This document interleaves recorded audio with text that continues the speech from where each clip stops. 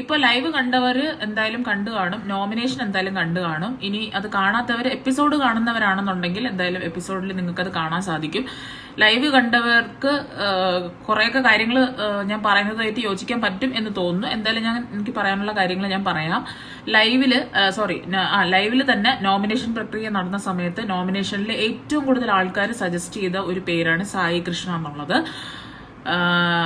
അത് മാത്രമല്ല, ഈ സായി കൃഷ്ണ എന്ന് പറഞ്ഞ പേര് പറയുന്നതിനോടൊപ്പം പറഞ്ഞ റീസൺ, എല്ലാവരും പറഞ്ഞ ആരൊക്കെയാണോ സായി കൃഷ്ണയുടെ പേര് പറഞ്ഞത് അവരൊക്കെ പറഞ്ഞ റീസൺ ഒന്നാണ്. അതായത് സായി കൃഷ്ണയ്ക്ക് ഇവിടെ നിൽക്കാൻ താല്പര്യമില്ല, നമ്മുടെ അൻസിബ പറഞ്ഞതുപോലെ ഇവിടെ കണ്ടിന്യൂ ചെയ്യാൻ താല്പര്യമില്ല എന്നുള്ള രീതിയിലാണ് സായി നിൽക്കുന്നത്. സായി ആ ഒരു മട്ടും ഭാവത്തിലുമാണ്. അപ്പൊ അതുകൊണ്ട് എന്തായാലും സായിക്ക് ഇവിടെ നിൽക്കാൻ താല്പര്യമില്ല. അങ്ങനെയുള്ള ഒരാൾ ഗെയിം കളിക്കാൻ കൂടെ നിൽക്കുന്നത് വലിയ ഗുണമുള്ളതായിട്ട് തോന്നുന്നില്ല എന്നുള്ളതൊക്കെ പല റീസൺസ് ആണ്, അല്ലെങ്കിൽ പല സ്റ്റേറ്റ്മെന്റ്സ് ആണ് ഈ നോമിനേഷന്റെ റീസൺ ആയിട്ട് എല്ലാവരും പറഞ്ഞത്. അപ്പൊ ഞാൻ എന്തായാലും സായി ആ ബിഗ് ബോസ് ഹൗസിൽ അവിടുന്ന് പോണം എന്ന് പറയുന്നതായിട്ട് ഞാൻ കണ്ടിട്ടില്ല. ചിലപ്പോൾ അങ്ങനെ പറഞ്ഞിട്ടുണ്ടായിരിക്കും, പക്ഷെ ഞാൻ സായി അങ്ങനെ ഡയറക്റ്റ് ആയിട്ട് പറയുന്നത് ഞാൻ കണ്ടിട്ടില്ല. എന്തായാലും ഒരൊറ്റ ആളോട് മാത്രം പറഞ്ഞു എന്ന് നമുക്ക് വിശ്വസിക്കാൻ പറ്റൂല. എല്ലാവരോടും കോമൺ ആയിട്ട് പറഞ്ഞതുകൊണ്ടാണല്ലോ എല്ലാവരും ഒരേ റീസൺ തന്നെ നോമിനേഷനിൽ സായിയുടെ പേര് പറഞ്ഞപ്പം പറയുന്നത്. അപ്പൊ അതുകൊണ്ട് എനിക്ക് തോന്നുന്നു ഇത് സായി പബ്ലിക്കായിട്ട് പറഞ്ഞതായിരിക്കണം. സായി എന്തായാലും കോമൺ ആയിട്ട് എല്ലാവരോടും അല്ലെങ്കിൽ പബ്ലിക്കലി എല്ലാവരോടും പറഞ്ഞതുകൊണ്ടായിരിക്കണം. എല്ലാവർക്കും ഒരേ റീസൺ തന്നെയാണ് സായിയുടെ പേര് നോമിനേറ്റ് ചെയ്തപ്പോൾ പറയാനുള്ളത്. അപ്പൊ എന്തായാലും സായി പറഞ്ഞിട്ടുണ്ടായിരിക്കണം, പക്ഷെ ഞാനത് കണ്ടിട്ടില്ല. സായി എവിടെയാണ് ഓപ്പൺ ആയി ഇത് പറഞ്ഞെന്നുള്ളത് ഞാൻ കണ്ടിട്ടില്ല. എന്തായാലും സായി അങ്ങനെ പറഞ്ഞ സ്ഥിതിക്കാണല്ലോ സായിയുടെ പേര് നോമിനേഷനിൽ വന്നത്. നമ്മുടെ കഴിഞ്ഞ ദിവസം ഔട്ടായ അൻസിബയും ഇതുപോലെയാണ് ഈ ഹൗസിൽ തുടരാനായിട്ട് താല്പര്യമില്ല എന്ന് പറഞ്ഞിരുന്നു. അങ്ങനെ പറഞ്ഞൊരു വ്യക്തിയുമാണ് അല്ലെ. അപ്പോൾ ഏറ്റവും കൂടുതൽ ആൾക്കാർ അന്ന് നോമിനേറ്റ് ചെയ്തിരുന്നു അൻസിബയുടെ പേര്. അവിടെ ആ ബിഗ് ബോസ് ഹൗസിൽ ഗെയിം തുടരാനായിട്ട് താല്പര്യമില്ലാത്തൊരു വ്യക്തി അൻസിബയാണെന്ന് അൻസിബ പല സ്ഥലത്ത് അവിടുത്തെ കണ്ടസ്റ്റന്റിന്റെ മുമ്പിൽ മാത്രമായിട്ടും നമുക്ക് എപ്പിസോഡ് ലൈവ് ശനി ഞായറോ ഉള്ള ലാലേട്ടന്റെ എപ്പിസോഡിലും അൻസിബ തുറന്നു പറഞ്ഞത് കൊണ്ട് പലരും അൻസിബ അവിടെ നിൽക്കാൻ താല്പര്യമില്ല, അൻസിബയുടെ പേര് നോമിനേറ്റ് ചെയ്തിരുന്നു. അതുപോലെ തന്നെ ഈ കഴിഞ്ഞ നോമിനേഷൻ ഇപ്പോൾ ഇവിടെ ലൈവിൽ കഴിഞ്ഞ നോമിനേഷനിലും സായിയുടെ പേര് ഇവിടെ പറഞ്ഞിട്ടുണ്ട്. എനിക്ക് ഇത്രയും മാത്രമേ പറയാനുള്ളൂ. ഒരുപാട് ആൾക്കാരുടെ അവസരമാണിത്. ചുമ്മാ ഇത് വന്ന് നിന്ന് കുറച്ച് ദിവസം എൻജോയ് ചെയ്തിട്ട് പോകാനുള്ള ഒരു സ്ഥലമല്ല ഈ ബിഗ് ബോസ് ഹൗസ് എന്ന് പറയുന്നത്. സായിയുടെ ആ ഒരു ഇൻട്രോയും സായിയുടെ വന്ന ഇതൊക്കെ കണ്ടപ്പോഴത്തേക്ക് ഞാൻ വിചാരിച്ചു ഇതിനകത്ത് സായി എന്തെങ്കിലും ഒരു ഗെയിം ട്വിസ്റ്റ് ഒക്കെ കൊണ്ടുവരും എന്ന് തന്നെയാണ് ഞാൻ വിചാരിച്ചത്. ആ വൈൽഡ് കാർഡ് എൻട്രിയിൽ വന്ന ആൾക്കാരിൽ എനിക്ക് ഏറ്റവും കൂടുതൽ ബ്രില്യൻ്റ് ആയിട്ട് തോന്നിയിട്ടുള്ള രണ്ടേ പേരെ ഉണ്ടായിരുന്നുള്ളൂ. ഒന്ന് സിബിനും ഒന്ന് സായിയുമാണ്. സായി എന്തുകൊണ്ടാണ് ബ്രില്യൻ്റ് എന്ന് തോന്നാൻ കാരണം എന്ന് പറഞ്ഞാൽ നമ്മളിപ്പോൾ ഒരുപാട് സായിയുടെ വീഡിയോസ് കണ്ടിട്ടുണ്ട്, റിയാക്ഷൻ വീഡിയോസ്. അങ്ങനെ കണ്ടിട്ട് അത്രയും ഗട്ട്സ് ഉള്ള ഒരു വ്യക്തിയാണെന്ന് ഞാൻ വിചാരിച്ചിരുന്നു.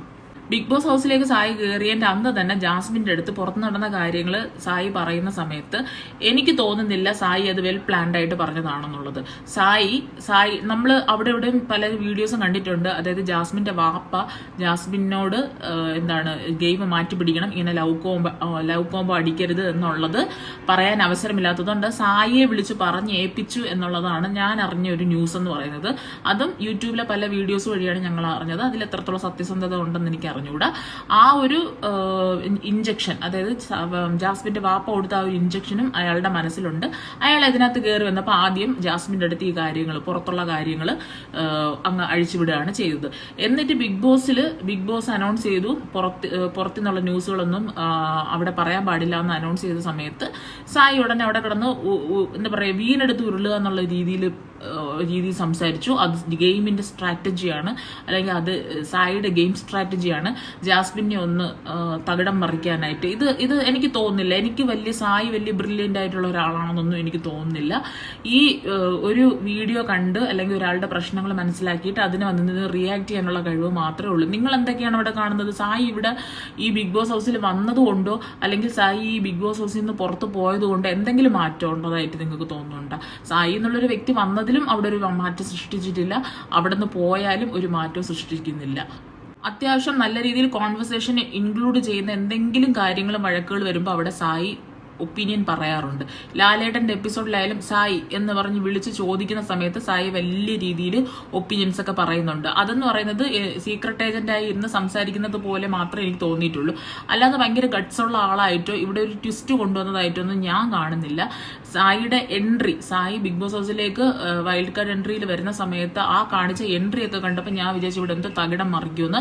സായി വന്നതുകൊണ്ടും ഒരു സംഭവം ഉണ്ടായിട്ടില്ല, പോയതുകൊണ്ടും ഒരു സംഭവം ഉണ്ടായിട്ടില്ല. അന്ന് ഇന്ന് സായി ചെയ്യണ ഒരൊറ്റ പ്രവൃത്തിയേ ഉള്ളൂ, 24 മണിക്കൂർ കപ്പലണ്ടി ചിപ്സ മിച്ചർ എന്തെങ്കിലുമൊക്കെ കഴിച്ചുകൊണ്ടിരിക്കുന്നതാണ് സായി ചെയ്യണത് കാണുന്നത്. അല്ലാതെ സായി ആയിട്ട് ഒരു പ്രശ്നങ്ങൾ ഇൻവോൾവ് ചെയ്യാനോ അല്ലെങ്കിൽ പ്രശ്നങ്ങൾ ഉണ്ടാക്കാനോ കണ്ടന്റ് ക്രിയേറ്റ് ചെയ്യാനോ ഒന്നിനും സായി പോകുന്നില്ല. സായി ബിഗ് ബോസ് മെറ്റീരിയൽ അല്ല എന്ന് സായി പ്രൂവ് ചെയ്തു. പിന്നെ അസുഖം വരുന്നത് എല്ലാവർക്കും എപ്പോഴും വേണം വരാം, നിന്ന നിപ്പിൽ എല്ലാവർക്കും അസുഖം വരാം. ഈ അസുഖമൊക്കെ ഉണ്ട് എന്നറിഞ്ഞിട്ടും ഇത്രയും ദിവസം ഇവിടെ നിൽക്കണം എന്നറിഞ്ഞിട്ടൊക്കെ തന്നെയാണല്ലോ ബിഗ് ബോസ് ഹൗസിൽ വരുന്നത്. അപ്പൊ ഈ അസുഖത്തിന്റെ പേരും പറഞ്ഞിട്ട് എത്രയോ ആൾക്കാരുടെ അവസരമാണ് ഇത് ഇല്ലാതാക്കി കളയുന്നത്. അത് എന്താ പറയാ, പല ആൾക്കാർ ഇതിനകത്ത് വന്ന് ഇതിന്റെ ഒരു ഭാഗമാകാൻ വേണ്ടി കഷ്ടപ്പെടുന്നുണ്ട്. അപ്പൊ നമുക്കിങ്ങനെ ഒരു അവസരം കിട്ടുന്ന സമയത്ത് നമ്മളുടെ അസുഖത്തിന്റെ പേരും പറഞ്ഞ് അങ്ങനെ പറഞ്ഞ് ഇവിടെ ഒരു കൺസിഡറേഷൻ അങ്ങനെയൊന്നുമില്ല. ഇങ്ങനെ അസുഖത്തിന്റെ പേരും അത് ഇതൊന്നും പറഞ്ഞ് നമ്മൾ ഒഴിവ് മാറി നമുക്ക് ഇവിടെ നിന്ന് പോകണം എന്ന് പറയുന്നതൊക്കെ വളരെ ചീപ്പായിട്ടുള്ള ഒരു കാര്യമാണ്. വളരെ ചീപ്പായിട്ടുള്ള കാര്യം എന്ന് വെച്ചാൽ വളരെ ചീപ്പായിട്ട് ഗെയിം കളിക്കാൻ വന്നോ ഗെയിം കളിക്കാൻ പോവുക, ഇല്ലാന്നുണ്ടെങ്കിൽ ഈ അസുഖങ്ങളെല്ലാം തനിക്ക് ഉണ്ടെന്ന് മനസ്സിലാക്കി വരരുതായിരുന്നു. പിന്നെ പല സീസണും കണ്ടിട്ട് പല ആൾക്കാരുടെയും ഗെയിമിനെ പറ്റിയൊക്കെ റിവ്യൂ ചെയ്ത ആളാണ്. അപ്പൊ എന്തായാലും ബിഗ് ബോസ് ഹൗസിനെ പറ്റി എല്ലാത്തിനെ പറ്റി ഒരു ധാരണയുള്ള ആളാണ്. അപ്പൊ എന്തുകൊണ്ട് ഈ ബിഗ് ബോസ് സീസണിൽ വന്നിട്ട് ഇത്രയും വലിയൊരു അവസരം കിട്ടിയിട്ട് അവിടെ ആക്റ്റീവായി നിൽക്കുന്നില്ല എന്ന് മനസ്സിലാവുന്നില്ല. അപ്പൊ അതൊരു ബിഗ് ബോസ് മെറ്റീരിയൽ അല്ലാത്തത് കൊണ്ടാണ്, സായി ഒരു ബിഗ് ബോസ് മെറ്റീരിയൽ അല്ലാത്തതുകൊണ്ടാണ്. സായിക്ക് കപ്പ് വേണമെന്നോ ഈ ഫ്ലാറ്റ് വേണമെന്നോ അങ്ങനെയൊന്നും ഇല്ല, ഇത് വിന്നർ ആവണമെന്നും ഇല്ല. അങ്ങനെയുള്ള ഒരാളാണെങ്കിൽ എന്ത് വേദനയും സഹിച്ച് അല്ലെങ്കിൽ എന്തും സഹിച്ച് ഞാനത് നേടും എന്ന് പറഞ്ഞ് പല കണ്ടന്റ് ഇവിടെ ക്രിയേറ്റ് ചെയ്യാൻ നോക്കും. മനസ്സിലായില്ലേ? ഇത് അതൊന്നും ചെയ്യുന്നില്ല. ഞാൻ ആദ്യം പറഞ്ഞത് തന്നെ ഇപ്പോഴും പറയുന്നു, സായി ഇതിനകത്ത് വന്നതുകൊണ്ടും ഒരു മാറ്റമില്ല, പോകുന്നതുകൊണ്ടും ഒരു മാറ്റമില്ല. ഒരാൾ കുറയും എന്നുള്ളതല്ലാതെ അവിടെ ഒരു വ്യത്യാസം അവിടെ ഉണ്ടാവുമെന്ന് എനിക്ക് തോന്നുന്നില്ല. ഇതൊക്കെ വളരെ എന്താ പറയുക, ഇങ്ങനെയുള്ള ആൾക്കാർ ഇനി ഇങ്ങനത്തെ സീസണിലോട്ടൊന്നും എടുക്കാതിരിക്കുക, ബിഗ് ബോസ് ഹൗസിലോട്ട് എടുക്കാതിരിക്കുക. നമുക്ക് വയ്യാതാവുന്നതൊക്കെ ഒരു റീസൺ തന്നെയാണ്. ഇപ്പൊ അതിനകത്ത് വന്ന് നമുക്ക് അതിനുശേഷം നമുക്ക് എന്തെങ്കിലുമൊക്കെ സീരിയസ് ആയ അർജന്റായൊക്കെ പോകണത് അതൊരു റീസൺ ആണെന്ന് പറയാം.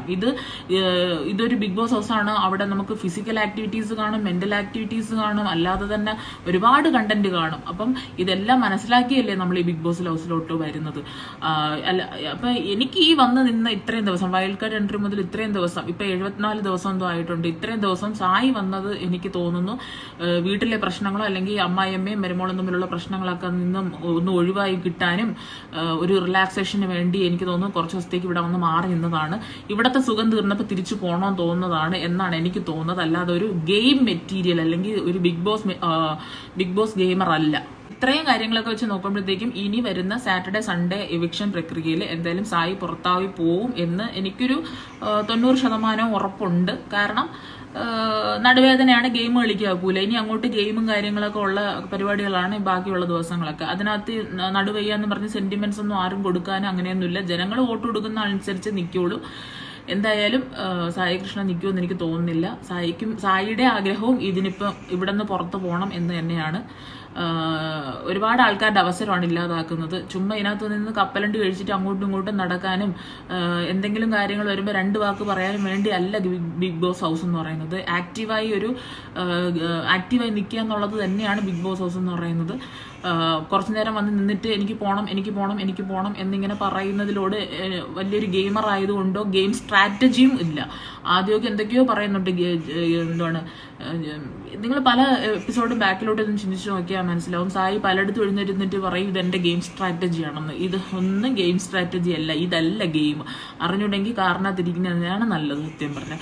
അപ്പം നമുക്ക് നോക്കാം എന്തായാലും ശനി ഞായറുള്ള എവിക്ഷനിൽ ആരാണ് പോകുന്നതെന്നുള്ളത്. എനിക്ക് തോന്നുന്ന പോസിബിലിറ്റി എന്ന് പറയുന്നത്, കൂടുതൽ പോസിബിലിറ്റി എന്ന് പറയുന്നത് സായി കൃഷ്ണ തന്നെയാണ്. നിങ്ങളുടെ ഒപ്പീനിയൻ എന്താണെന്നുള്ളത് കമന്റ് ബോക്സിൽ ഷെയർ ചെയ്യുക. അപ്പോൾ നമുക്ക് മറ്റൊരു വീഡിയോ ആയിട്ട് കാണാം.